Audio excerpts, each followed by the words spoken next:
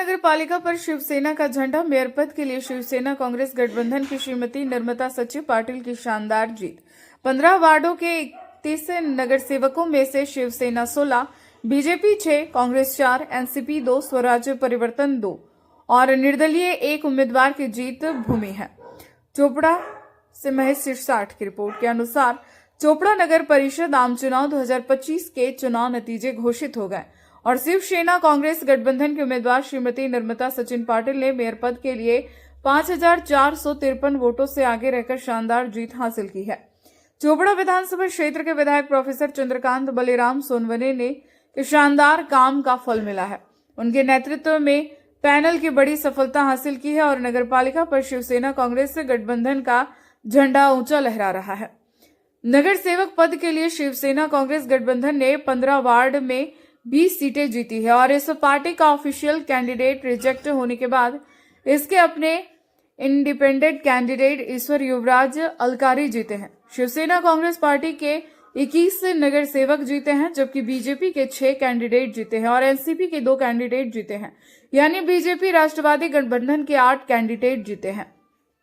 साथ ही उनकी जीत की खुशी पहली बार देखी गई, क्योंकि स्वराज्य परिवर्तन अघाड़ी के दोनों कैंडिडेट ने विजयश्री जीतकर नतीजों का पहला खाता खोल लिया है।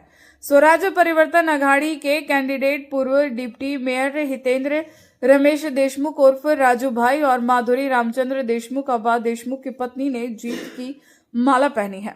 हालांकि यह अनाउंस किया गया है कि ये दोनों कैंडिडेट बीजेपी के साथ है और माना जा रहा है कि बीजेपी ग्रुप से ऐसे 10 कैंडिडेट जीते हैं।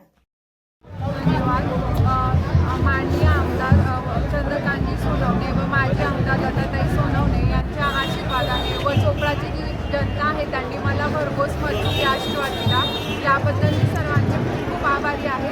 आणि नक्कीच चोपड्याचे जे विकास करू, आम्ही सर्वांगीण विकास करू, चोपड्याचा भूमिकाही घेऊ। धन्यवाद। आशीर्वादाने भेटलेलं यश आहे।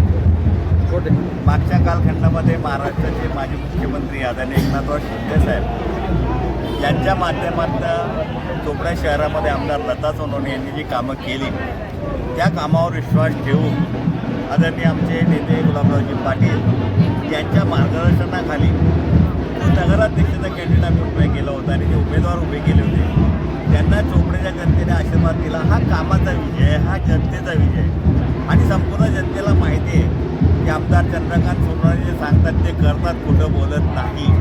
खरं तर जनतेने चोपड्याच्या कथाकथित पुढाऱ्यांना दाखवून दिलं की त्यांची जागा कुठे आहे म्हणून, आणि हे विकासाला झालेलं मतदान, याबद्दल या मतदानाबद्दल मी चोपड्याकरांचं शतशः ऋणात राहू इच्छितो।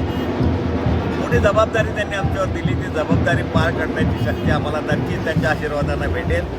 आपल्या नगराध्यक्षता नम्रता पाटील किंवा सारेच नगरसेवक जे आपण निवडून दिले, याबद्दल पुन्हा मी नामदार महाराष्ट्राचे उपमुख्यमंत्री एकनाथराव शिंदे साहेब, आदरणीय गुलाबरावजी पाटील, आदरणीय आमदार माजी लता सोनवणे आणि मी प्राध्यापक चंद्रकांत सोनवणे, नम्रता पाटील आणि आमच्या सर्व नगरसेवकाच्या वतीने तुमच्या मनापासून आभार मानतो, कार्यकर्त्यांचे आभार मानतो।